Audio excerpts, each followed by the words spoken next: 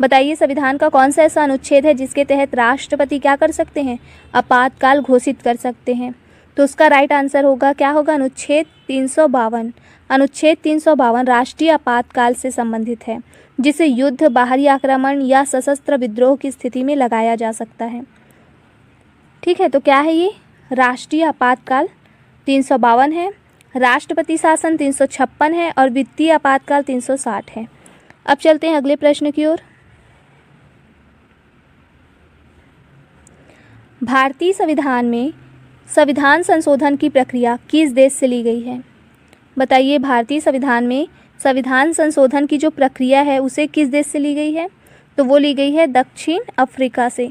किस देश से, दक्षिण अफ्रीका से संविधान संशोधन की प्रक्रिया अर्थात 368 अनुच्छेद 368 जो कहाँ से उठाए हैं, वो उठाए हैं दक्षिण अफ्रीका के संविधान से।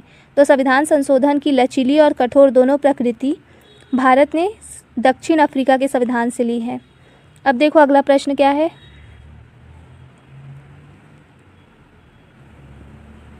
भारतीय संविधान में कितने प्रकार के आपातकाल का प्रावधान है। बताओ कि भारतीय संविधान में कितने प्रकार के आपातकाल देखने को मिलते हैं। तो कितने प्रकार के हैं, 3 प्रकार के आपातकाल देखने को मिलते हैं।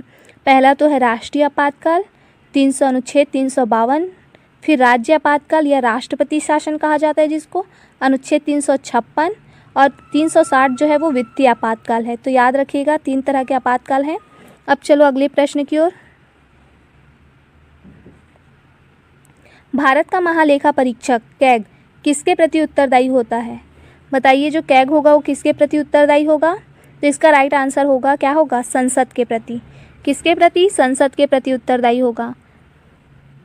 और वो सरकार के सभी लेखों की जांच करता है और रिपोर्ट संसद को सौंपता है, याद रखिएगा। अब देखो अगला प्रश्न क्या है। भारतीय संविधान के किस भाग में मौलिक अधिकार वर्णित है। अब बताना है कि भारतीय संविधान के कौन से भाग में हमको मौलिक अधिकार देखने को मिलते हैं। तो इसका राइट आंसर क्या होगा, भाग 3 में हमको क्या देखने को मिलते हैं, मौलिक अधिकार देखने को मिलते हैं। अनुच्छेद कहाँ से कहाँ तक, तो अनुच्छेद 12 से लेकर 35 तक हमको मौलिक अधिकार देखने को मिलते हैं। अब देखिए अगला प्रश्न। न्यायिक पुनर्विचार या पुनर्विचार की अवधारणा भारतीय संविधान में कहाँ निहित है। तो बताना है कि जुडिशियल रिव्यू की जो अवधारणा है वो भारतीय संविधान में कहाँ देखने को मिलती है। तो वो देखने को मिलती है किसमें, मौलिक अधिकारों में। किस में देखने को मिलती है, मौलिक अधिकारों में।